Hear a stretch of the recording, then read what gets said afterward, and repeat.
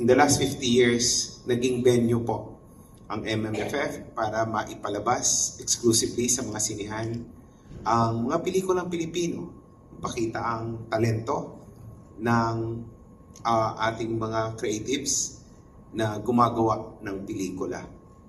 On the other hand, nagbibigay din po ng benepisyo ang MMFF sa ating industriya ng pelikulang Pilipino dahil ang proceeds po ng MMFF ay napupunta sa mga benepisyaryo kasama na po ang MOVEL Fund. Ngayon pong 50th year or edition ng MMFF, kami po ay nag-aalok ng maraming activities para i-promote ang industriyang ng pelikulang Pilipino. Nag-evolve na po tayo. Marami po tayong plano na gustong gawin. Marami rin po tayong activities. Kasama na dito itong gala na atin pong i-host this year. Kauna-unahang gala ng MMFF.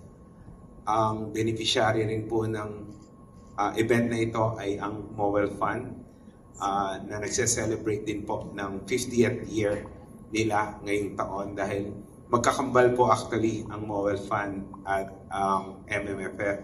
Dahil nasabi nga po ni Tita Boots, iisa po ang nagtaguyod ng MMFF at ng MOVEL Fund na si dating Pangulo, Presidente, or dating President na si Joseph Estrada. Ang mga nakaline na po na activities natin, aside from the gala, meron po tayong celebrity golf tournament na gagawin. Meron din pong masterclass kung saan ang mga film creatives na nagtatrabaho sa Hollywood ay dadalhin po natin dito para magturo po ng paggawa ng pelikula na masasabi natin na international standard talaga. Simula sa pagsusulat, pag-edit, pagdidirect, pag-arte.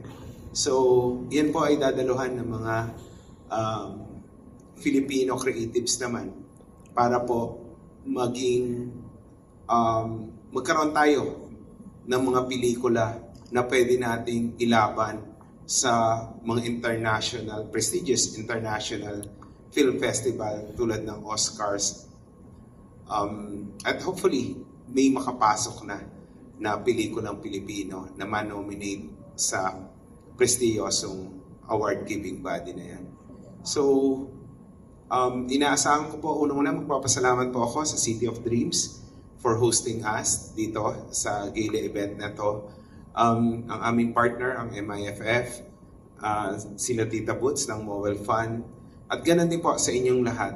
At sana po, supportahan po natin ang 50th anniversary ng MMFF, at ganun din po ang buong industriya ng pelikulang Pilipino. Maraming salamat po. Thank you so much, Attorney Artas, for your message.